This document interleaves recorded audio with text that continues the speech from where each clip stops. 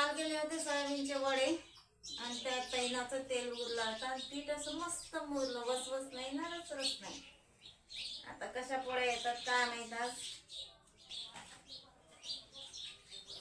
आणि पोळ्या व्हायला लागल्या 4, 2 आता आणि 2 संध्याकाळी. पीठ मुरल्यावरच अंदाज लागते पोळ्याचा बी. आणि तसं वसवस चुरून ठेवलं का 3 होतात, 4 होतात, काही जाळ्या होतात तर काही जुड्या होतात.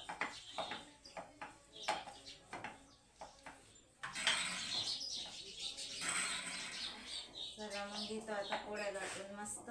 एकदम नरम पीठ झालं आता चुरून ठेवल्यावर. बकऱ्या सुटेल तर काही कामच नसते, तर मग हे असं स्वयंपाक करून घ्यावं लागते. एकदा चुली जवळ बसलं की मग बकऱ्या सुटायला काही कामच नाही. सकाळीच मी त्याला चारा बांधून देतो, तर मग दुसरं टेन्शनच नाही. त्याला जाता जाताच पिलं पाजा लागत, त्याला पाणी पाजा लागत. आणि भाजीचा काय मेळ लागते मी दाखवतच तुम्हाला. आज तर काही नक्कीच नाही मला असं वाटते भाजीचं. पीठ मोडल्यावर अशी पोळी बी लाटता येते भरभर.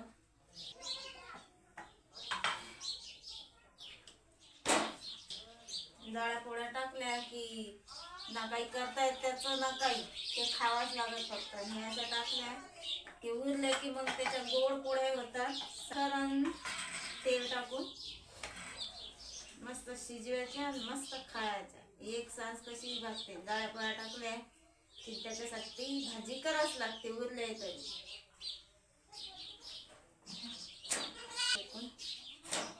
चला मग घेतो एवढ्या पोळ्या लाटून. मस्त अशा पोळ्या उरायला आपल्या. वातळ नाही ना उतळ नाही. आज पीठ मुर गेलं तर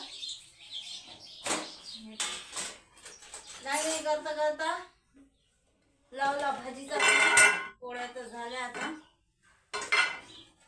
दाण्यात म्हणजे टमाट्याच्या भाजी संग, टमाट्याच्या चटणी संग आपल्याला काहीतरी पाहिजे बोलचं खायला. आणि लाल मिरचीची चटणी आहे मस्त. आणि आता करून घेतो टमाटर आणि मेथी ताव्यावर, कारण की मटणावाल्याची वाट पाहिली की तो काही येत नसते, आणि नाही पाहिली की मग रोज येऊन पडते. बनवून घेतो आता टमाट्याची चटणी मस्त, मेथीची भाजी टाकून आणि दाणे भाजून घेतो. कारण आता लय उशीर झाला ना, आता काही आशा नाही मटणावाल्याची. भाजी तर एवढाली तोडतात हे बाया की अर्ध्या काळ्याच भाजीले घेतो. मग आता मी टमाट्याची चटणी, 2 टमाटे आणि जराशी मेथीची भाजी. एक नंबर जेवण. चला आवरला सगळा पसारा, स्वयंपाकही झाला आणि दादा जेवण करून गेले बकऱ्याचा मेळ लावायले. आणि पिलं तर चारा बांधल्यावर दांगडं करतातच. हा पिलायचा आकात आहे. इकडं नाही दांगडं तिकडं नाही दांगडं, मस्त आराम करतात. आणि दादाना आदेश दिला की बाबा जेवण झाल्यावर बकऱ्या पाजून घे. तर मग आता पाचत बकऱ्या. भांडायचा गराडा पहा किती पडला. सगळे भांडेच भांडे आहेत. पण पहिले बकऱ्या पाजून घेतो मी, हे मेन काम. कारण की बकऱ्याले पाणी टायमावर पाहिजे प्यायले. चालो बाई, उठव बाई, पेव बाई पाणी. पेत नाहीत पण दाखवा लागते रोजही. त्याच्या मिनता करायला लागत. जशी आपलीच गरज आहे तशी आपलीच गरज आहे त्याला पाणी पाजणं. पाणी पाजलं की बकऱ्या एकदम तंदुरुस्त राहतात. पाणी आणि चारा एवढंच पाहिजे फक्त त्याला.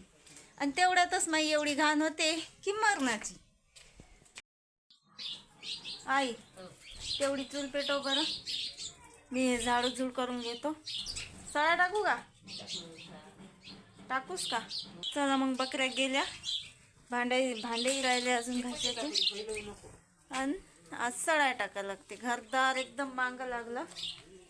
आणि सकाळी काही माझ्यानं टाकणं होत नाही बाबा. मला काही तो गिदाडा जमत नाही. इकडे बकऱ्या आणि तिकडे ढोरा. आणि टाका सळण करावं. हा कुकडे बाहेर बाहेर नाही जाय. उचल मग नाही त्या पिलाले बी. अरे अरे अरे अरे अरे, आज झाडून नाही काढला कारण की आज टाकायचा आहे सडा. शेण केलं जमा मस्त टपात. ती भरायचा तर काही वांदाच नाही. बोर लावली की झालं शेण बारीक. कारण की सळा टाकल्यावर आणखी मग झाडून काढाच लागते. तर पहिलेच सळा टाकून घेतो मग काढणार आहोत झाडून. सळा सोकल्यावर बाहेरची सगळी झाडझूड झाली ना आमची आई काही त्या कापसाच्या यातून निघत नाही. दिवसभर आणि रातभर त्या कापसाच्या यात राहते. घरदार बा कसं दिसू राहिलं, मी ना मागच लागलं घरदारही. बैलाले प्याले पाणी अतिच भरून घेतलं. सडा टाकायला सुरुवात करायच्या पहिले पाजून घेतो लंगडीले पाणी. कोण लपते? लहान लहान पिलं मस्त पडदा आहे त्याला घरात झालं ते आता. रे बाबा तू पाणी पे लवकर. या जेवण करायला दुपारचं मस्त बनवली टमाट्याची चटणी. सगळे काम उरकले आता. सळा पिळा झाला. ए टू जेट काम उरकले. आता मी अंग टाकतो. जेवण करून मस्त करतो आराम. आज आई आहे बाप्पा जेवायला मला सांगत. दुसरं काय नाही का भाकर सांग खायला. आता कसं झालं माय टमाट्याची चटणी खायला पाहिजे ना. याची आहे ना चटणीची.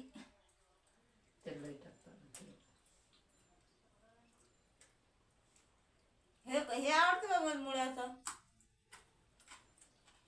तुम्ही हे खाता काय करावं तुमचं.